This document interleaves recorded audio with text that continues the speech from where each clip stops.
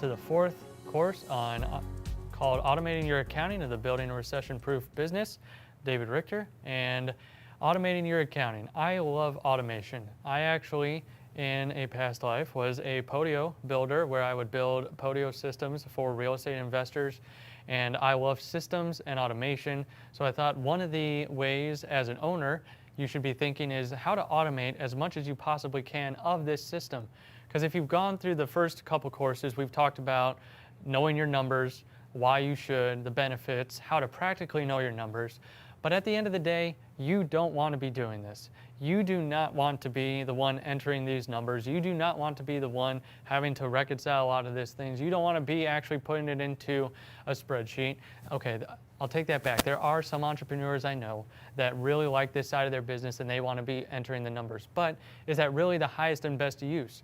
To actually enter transactions. Your highest and best use is to get the actual benefit from the entering all those day-to-day operations. It's those reports, it's the decisions you can make. So how can you automate a lot of that? How can you automate systems in order to actually automate your accounting? That's what we're going to get into here. So number one, are you working with a profitable bookkeeper? Are you actually working with someone that's profitable to you? Before I go into like a list of working with a profitable bookkeeper, it's a story time again. So this one really isn't more a story, but one I read in a book about the list of what employees think about during the day versus what you think of in a day. So let me read this list here. What of an employee and what's on their mind during the day? Taking care of the kids, holding the marriage together, planning for upcoming weekend, planning for upcoming holidays and vacations, planning a night out with the girls and guys, getting the bills paid, grocery shopping, finding out who slept with or office gossip, who will win American Idol, social relationships at the office, social activities at the office, getting to work on time, getting off work on time or early if possible, compliance with the program at your office. And the last thing they think about, how much profit can I produce for the company today? So that's what an employee thinks about. What does the owner think about, or what are you thinking about? One thing, how much profit can we produce today? So a lot of the employees that you're working with probably have a lot of things going on in their life. They probably have things where they're normal people. They are people. They should be treated as your most important asset because they really are. Because at the end of the day, they are people. They are not an asset. They are someone, a living, breathing person that is going to help you be able to get where you want to go. And you know what? It's great when you can help them turn around and get where they want to go. But saying all of that, they need to be profitable for you. So a bookkeeper, this could even be a vendor that you're working with. Are they profitable for you? Number one, do they have a mindset of profitability and keeping that in front of you? Bookkeepers are great at doing this, or should be great at doing this, because they're in your books all day, every day, should be going over your transactions, so they should be nudging you like, if there's anything that comes up, they should be looking out for you. But are they keeping, number two, your books without hassle? They shouldn't be coming to you over every little thing if they can get that information somewhere else. A lot of this depends on you and the systems you have for getting them that information. If you have a clear-cut system where you can literally take an expense or income and tell them this is the date it happened, this is who made this transaction, and this is what property it was tied to or what the general expense was for or income was for, that will help you with your systemability and systematizing of the financial part of your business. This is all about automating your accounting, all about automation. How can you do that? Have a system in place to get it to your bookkeeper so they don't have to hassle you. Number three, keeping the books up to date. They need to make sure if they're a profitable bookkeeper, they're keeping them up to date to the expectation that you set. If you're like, I want a report every week, as long as I get that report every week and I'm giving you the information you need, I want it done every week or every day or at the end of every month or every quarter. You have to set that realistic expectation. I would say do it at least on a weekly or monthly basis at the bare minimum. But if you want it to be every day, you're going to have to know, you're going to have good systems in place to get a bookkeeper then that information that you really need. Number four, generating the reports you need to make decisions. So are they doing that for you? Do they know the reports you want to see? They can run some of the just bland ones like the profit and loss and the balance sheet, the ones that are already pre-built in there. But is there a special report you want to see, like a property P&L? Because then they're going to have to figure out how to get that and make sure that they're giving that to you. Like if you say, we just closed on this property last week, you said the entries are all done, can you send me the report on what we made on this property? A good bookkeeper should be able to pull that report, because as long as you've been telling them the whole time where the expenses are going, where the income came from, they should have been assigning that to that property over its lifetime, and you should be able to get that report pretty easily. Is your bookkeeper allowing you to work on higher level tasks? This is kind of what I was talking about, where you have some of the entrepreneurs and owners that are more financially minded. They know their books better because they're actually doing their books. But at the end of the day, like I was saying, is actually making that entry really a high dollar per hour task? Is it really something that you need to pay yourself? Because let's just say you're making $100 an hour as a fix and flipper, or as a real estate lender, you're making thousands of dollars an hour just because of the time that it takes you to actually make a loan. So your time could be anywhere from $100 to $1,000 per hour. So why don't you get that off of your plate for $25, $30 an hour with a good bookkeeper that actually helps you input those entries, so that way you can take the actual high dollar per hour activities like reading the reports and making decisions from those reports, get that off of your plate. So that way that bookkeeper is helping you get those higher dollar per hour tasks onto your plate. So that way you don't have to be doing the things like the entries and whatnot that goes into building those reports. So are you working with a profitable CPA? So are you working with someone on the tax side of your business that's actually helping you on that side too? So are they doing all they can to reduce your tax liability? Are they keeping up on tax laws for your sake? Are they talking to where you can understand them? This is a big one that I see. Now, I'm not personally a CPA, but I work with a good network of CPAs. And a lot of the issues that I see is that the CPA talks their language. A CPA has their own language, just like a real estate investor has your own language. You go out on the street to someone who's not a real estate person and you say ARV, they're going to say, what's ARV? So you have your own language, and the CPAs have their own language. So sometimes you need that bridge there. That's where I can really see the owner and the CPA and help be that bridge to say, this is what they really meant. This is how you can implement it. And that's not just to say for my services, that's also to say, do you know what they're actually telling you? Can your CPA put it on that bottom shelf? Do you need someone to interpret that? Because at the end of the day, you need to be knowing what they're saying, because usually they're going to be saving you a lot of money in taxes and time, and they could even help you boost your profitability. So are they talking to where you can understand them? Are they a crucial part of your team? Your CPA, is that someone you talk to once a year? Or is that someone that you talk to on a regular basis? Hey, this is something that we're thinking of doing. Do you think that this would be advantageous on the tax side of things?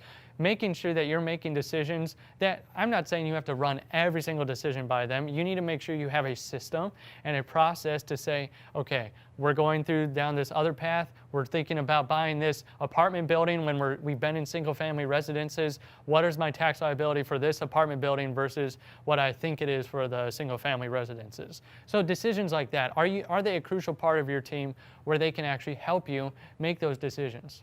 So are you working with a profitable CPA? Just a value add here. Having someone focused on your finances will be one of the biggest value adds you can bring to your business and take that headache off of you, because you are probably worried about what's coming in, what deal are we going after today, what are we selling today, what rentals do we have today, did we get all the checks in from all the tenants? You're probably wondering about your operations, your marketing and sales.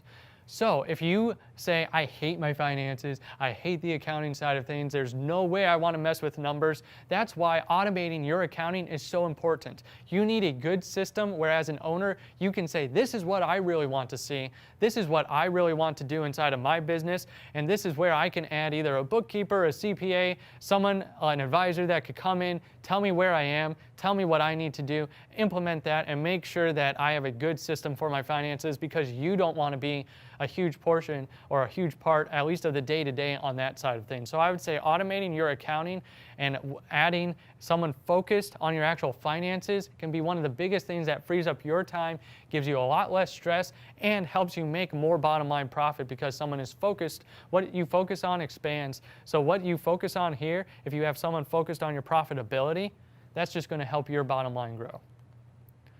So I couldn't talk about automation without actually giving you some of the tips and tools of the trade that you need. And a lot of you we've already alluded to them, but I want to just talk you about a couple of them specifically. So accounting software, you've got QuickBooks, which is one of the big ones out there. They might be expensive, but I recommend the online version because of a lot of the things that they can help take off your plate. And QuickBooks is such a universal system that I recommend QuickBooks for a lot of investors, and some I might not recommend because you might just be starting. That's number 2, Wave for smaller businesses because it's free. And I know, there we go. There's the big value add there. It's free. If you go to waveapps.com, that's where you can actually sign up for a free accounting software where they help you do a lot of the basic accounting. But if you need something that's a little bit more robust, that's where QuickBooks comes in. But if you're just starting out, it would be great if you started off with some type of software, even if it's a free software. And they're a pretty good software. I've used that personally just to see what it's kind of like, and they have good systems inside of there. So, and it is really free, and I would just recommend that for if you're just getting started, if you haven't done many deals, or if you're just doing your first deal or looking to do your first deal. You've got Xero and FreshBooks. I'm not as familiar with those, but those are other accounting softwares, because if you're just like, I hate QuickBooks, the other ones have comparable reporting and data entry, all that different stuff that can help take that off of your plate. One of the biggest things you want to make sure, though, with any accounting software, big tip here, is that it connects to your bank accounts and can, from the bank accounts, come right into the accounting software, because that it just is a double-edged sword for you, and a double-edged, it protects you on both sides. Meaning, like, you know that every single transaction from your bank account is going into your accounting software. At least you have that peace of mind that it's going in there. Then the second step is working with a good bookkeeper or someone to make sure that every entry is apportioned to the right place. So, saying all of that, accounting software and automation is so vitally important with this software that, number one, make sure it does the bank feeds, but make sure it also has the functionality you want to see. Can it give you the reports it wants to give you? And that way, you can just ask a lot of the bookkeepers, a lot of people that are familiar with real estate, yes, this is exactly what it can do, and this is what we know that it can help you save your time. Other software that I recommend that kind of integrates with a lot of the online accounting softwares is Receipt Bank. So QuickBooks has a functionality for receipts. And if you give that to a contractor, it's like a special email address, and they can send their receipts right through QuickBooks. But if you don't have QuickBooks, or you want to explore other options because you've got a different accounting software or whatnot, Receipt Bank, what that does is actually take receipts, like a contractor can take a picture of his receipt, send it into this software, and then it kind of puts it in its category, and then the bookkeeper can take it right from there into the accounting software, and it never hits you as the owner. This is one of the best things that we implemented, because now the owner doesn't have to get involved with every single receipt that comes in, and now it can actually be automated to go right through Receipt Bank or a software like that, so that way they can actually, the bookkeeper can just see where it comes from, the contractor writes which property it was for, bada bing, bada boom, there you go. You've got it inside of your accounting software. Number 2, Bill.com. That one is to pay a lot of the bills for your company, and it cuts checks right from your bank account, or it cuts checks and sends them off automatically, or even if a vendor or contractor signs up through there, they can actually do automatic payments like ACH, so that way it can actually put a lot of that burden off of you, and going through a system like that. We use this for a lot of our contractors where they send an invoice through there. The bookkeeper makes sure that it's an actual invoice that should be on there, gets it approved by someone internally, and then it gets paid once a week. So that's another thing. Don't just use the software, implement a system around the software too. Implement a system around the software. So if you have that software, you want to use it to the best of your ability. You want to not only use it, but make a system around it. So like for us, we have all the contractors have it in by a certain time during the week, and then they get paid on a certain day during the week too. So that way every week they know they're going to get paid if they have it in on time and if it's been approved on time. So have a system around your finances too. That just helps your business be an actual business and keeps your sanity, the contractors, your vendors, the people that work with you, their sanity too. And then payroll solutions. Let's say you have a bigger company. You're not just a mom and pop shop, but you're doing a lot of deals, so you have a big team. I would suggest going to this link there to see which one would be right for you, like ADP versus Paycheck versus Gusto. Probably for a smaller company, you probably want Gusto or something to that effect, but they all have good solutions for paying paycheck. They do workman's comp, other things too. You could go there to that link to kind of give a breakdown between the 3 companies that offer payroll solutions. QuickBooks also offers it through their accounting software too, but like I said, not everyone's using QuickBooks or doesn't like QuickBooks, so here's just some other software that can help you automate your accounting.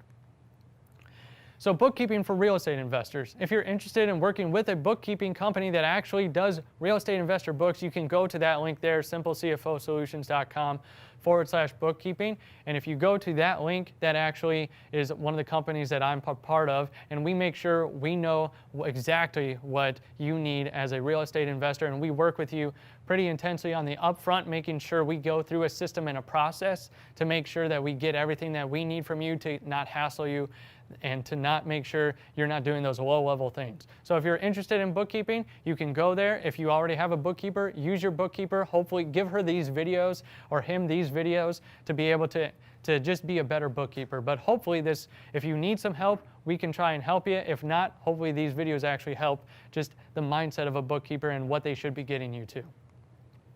Also, just want to hit again, recession-proof business, less stress, more profit. If you want to get the book on Amazon, you can go to the link there at the bottom of the page. And then I'm David Richter, the Simple CFO, Simple CFO Solutions. I really appreciate you coming on this journey with me. Really hope you've enjoyed your time so far. We've just got a few videos left, and see you in the next course.